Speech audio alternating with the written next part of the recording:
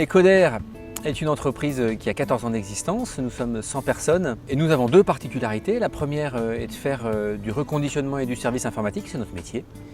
Et puis on le fait dans un cadre un peu particulier puisque nous intégrons et nous avons en notre sein 80% de salariés en situation de handicap psychique, soit handicap psychique lourd, soit handicap psychique plus léger.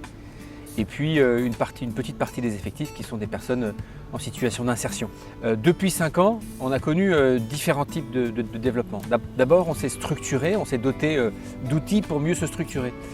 D'un ERP en l'occurrence, qui est très significatif et qui était pour nous la clé de voûte du mode de fonctionnement de l'entreprise, qui a permis de plus se professionnaliser et de passer d'une situation d'association avec plein de bienveillance, plein d'envie de faire plein de choses, à une situation de véritable entreprise capable d'apporter des services réels à nos clients et puis à nos partenaires. On a ouvert le champ de nos compétences et le champ de nos interventions au-delà de la région parisienne.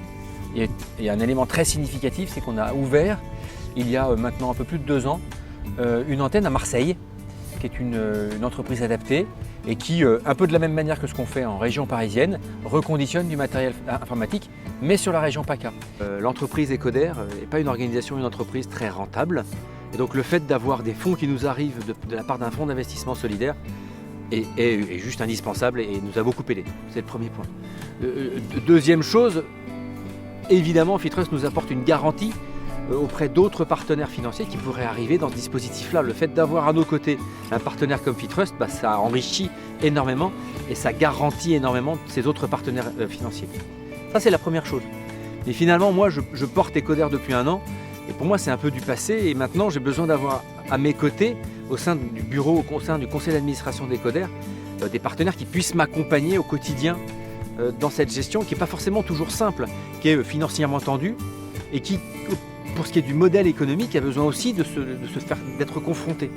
Et là, j'ai à mes côtés, grâce à Fitrust, un partenaire qui est toujours à l'écoute, avec toujours une volonté de pouvoir construire, toujours une volonté de pouvoir m'aider, de m'accompagner. J'ai été mis en relation avec un certain nombre d'acteurs, des fonds d'investissement, des banques et même des acteurs économiques avec lesquels je peux finalement nouer des contacts commerciaux qui sont très riches. Et puis tout ça dans un cadre qui pour moi est important, puisque la pression est importante dans la gestion d'une entreprise comme Ecoder, parce qu'on gère des personnes en situation de handicap psychique quelquefois lourd.